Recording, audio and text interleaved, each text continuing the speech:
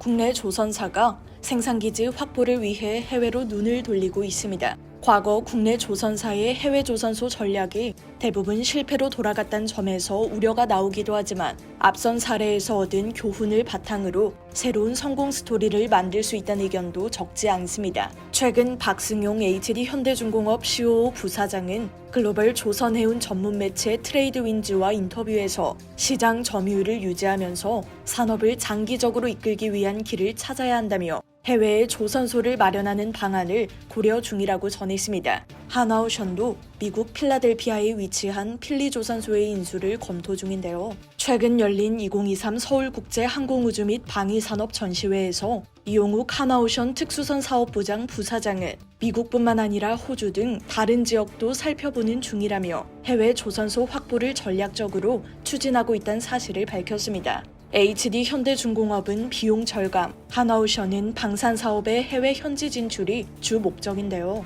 중국 조선업계가 저렴한 인건비를 앞세워 글로벌 수주 점유율을 확대하고 있으나 국내 조선사는 인력 부족에 시달리고 있어 인건비를 더 낮출 수가 없습니다. 국내 조선업계에선 불안한 시선이 나오고 있는데요. 과거에도 국내 조선사의 해외 조선소 설립이 시도됐으나 대부분 실패로 돌아갔기 때문입니다. 대우조선해양은 2005년 중국 산둥에 약 2천억 원을 투입해 조선소를 지었습니다. 그런데 손실이 누적되며 대우조선 부실 원인 중 하나로 지목받았는데요. 대우조선은 2016년부터 산둥조선소의 매각을 추진했으나 사겠다는 곳은 없었습니다. STX 조선해양의 중국 다른 조선소와 한진중공업의 필리핀 수빅조선소는 수조원 단위의 해외 투자 실패가 기업의 존립까지 위태롭게 만든 사례입니다. 실패의 이유는 모두 인건비가 저렴한 지역에 조선소를 지었으나 숙련 인력이 부족했기 때문입니다. 한 업계 관계자는 인건비 절감을 위한 개발도상국 진출은 숙련공 확보의 어려움을,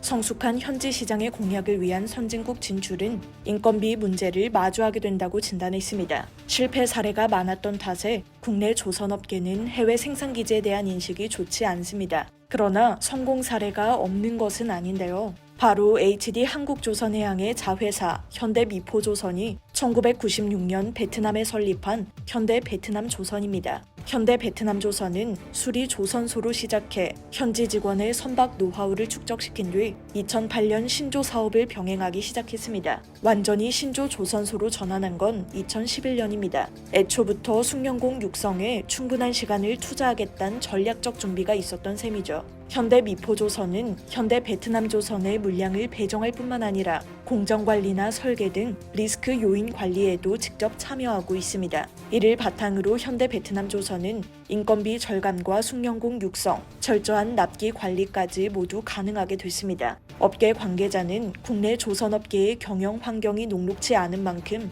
해외 조선소 전략에 색안경을 끼고 우려할 수만은 없다며 현대베트남조선의 성공 사례를 기억할 필요가 있다고 전했습니다. 이상 여의도튜브였습니다.